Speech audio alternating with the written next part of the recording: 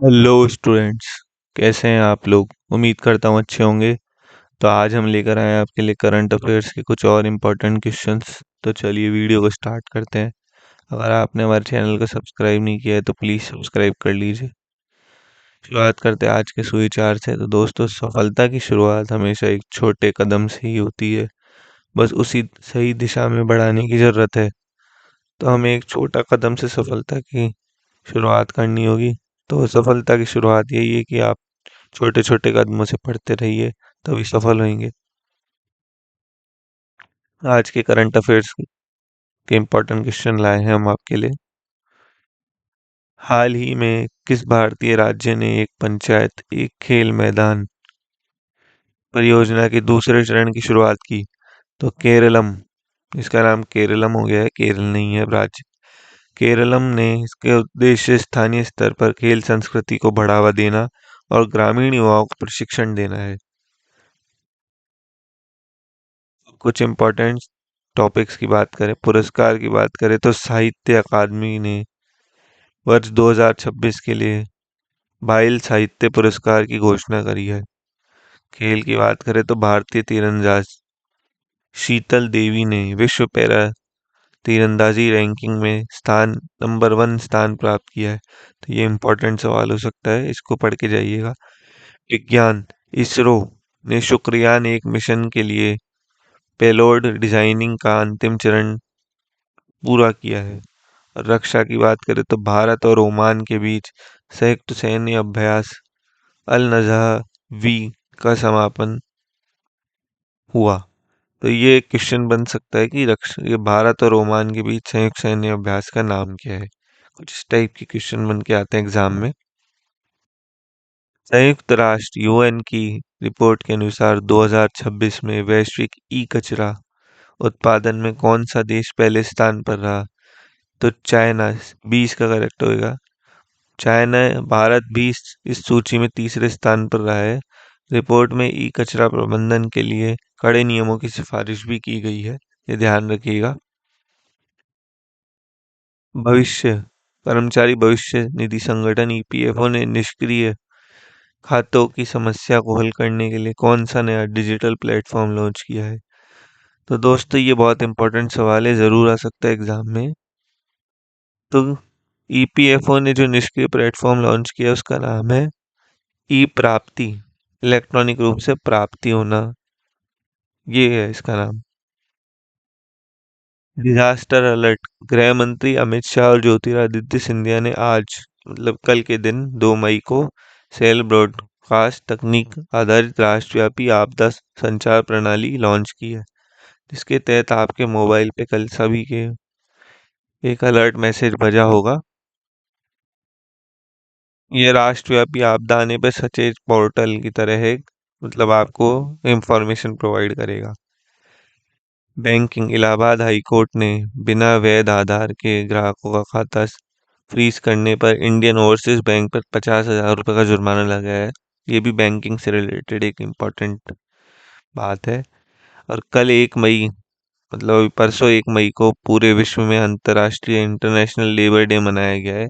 हर साल 1 मई को international labour day मनाया जाता है।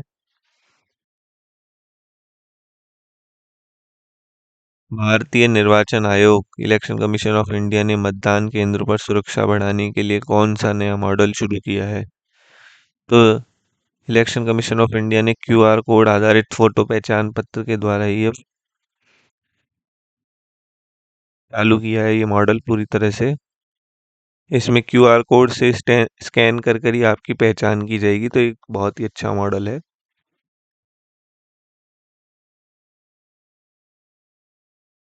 नीति आयोग द्वारा जारी सतत विकास लक्ष्य भारत सूचकांक 2026 में किस राज्य ने शीर्ष स्थान प्राप्त किया है? तो ये भी केरल में इसका सही करेक्ट आंसर होगा। केरल ने नीति आयोग द्वारा सतत विकास लक्ष्य भारतीय सूचकांक 2026 में शीर्ष स्थान प्राप्त किया है।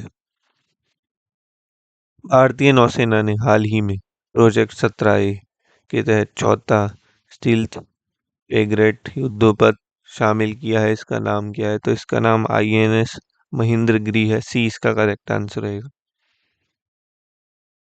ग्लोबल साइबर सूचनांक सुरक्षा सूचनांक 2026 में भारत की कौन सी रैंक है?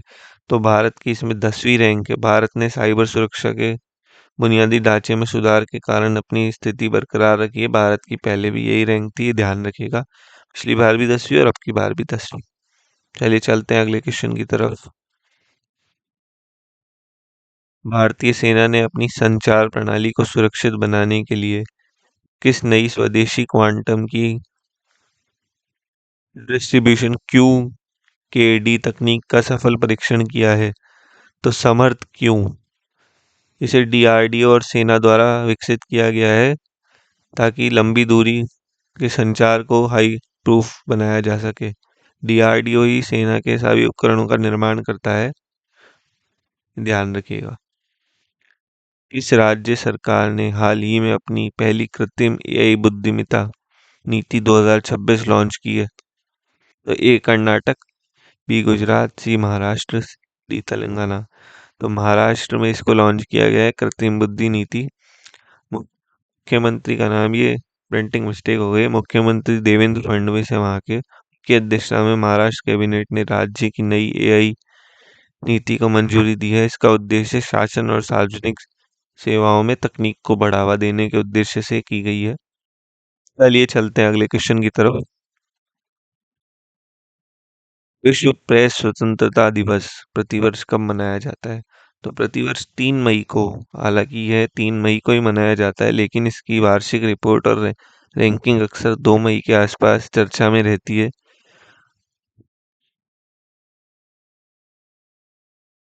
भारतीय रिजर्व बैंक ने 1 मई 2026 को अपने स्थापना दिवस के अवसर पर किस नई डिजिटल मुद्रा सुविधा का अनावरण किया? तो रिजर्व बैंक ने 1 मई को, हर साल इसका स्थापना दिवस मनाया जाता है। इस साल इसका कौन सा स्थापना दिवस था, ये भी क्वेश्चन बनता है, इसको भी पढ़ के जाइएगा आप लोग। तो CBDC retail cross border, RBI ने अपनी सेंट्रल बैंक डिजिटल करेंसी के माध्यम से सीमा पार खुदरा भुगतान की सुविधा शुरू की है, जिससे अंतर्राष्ट्रीय लेन देन तेज और सस्ते हो सके।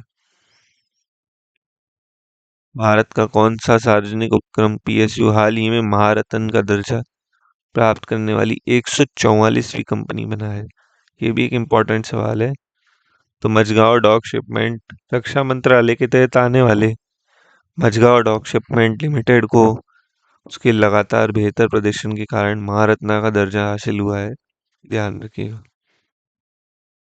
कुछ नई नियुक्तियों की बात करें और कुछ नई डिटेल्स की बात करें। अब पहली नई नियुक्ति की बात करें तो न्यायमूर्ति R महादेवन ने मद्रास उच्च न्यायालय के कार्यवाहक मुख्य न्यायाधीश के रूप में शपथ ली है। R महादेवन, ध्यान रखिए। पर्यावरण की बात करें तो जलवायु परिवर्तन के प्रभाव के कारण अंटार्कटिका में ब्लड स्नो शैवाल के कारण लाल बर्फ की घटनाएं में 20% की वृद्धि दर्ज की गई है। रक्षा अभ्यास की बात करें तो भारत और फ्रांस की नौसेना के बीच द्विपक्षीय अभ्यास वरुण 2026 का दूसरा चरण हिंद महासागर में कंप्लीट हुआ है। तो इससे पूछा जाएगा वरुण 2026 क्या है? HDFC बैंक ने ग्रामीण भारत में ऋण पहुंचान बढ़ाने के लिए स्मार्ट विलेज प्रोजेक्ट के विस्तार की घोषणा की है। तो जैसे स्मार्ट विलेज प्रोजेक्ट क्या है, किसने स्टार्ट किया है, कुछ इस तरह से क्वेश्चन बनता है। कुछ बातें करें, चलिए। विश्व प्रेस स्वतंत्रता सूचकांक में भारत का स्थान 157 है और इसमें शीर्ष में नॉर्वे है। ये रिपोर्ट्स विदाउट बॉर्डर्स जारी करता है, ये रिपोर्ट ही ध्यान रखिएगा। संस्था ये वैश्विक आतंकवाद सूचकांक में भारत का स्थान 13वां है और शीर्ष पे इसमें अफगानिस्तान है। ये IEP जारी करता है।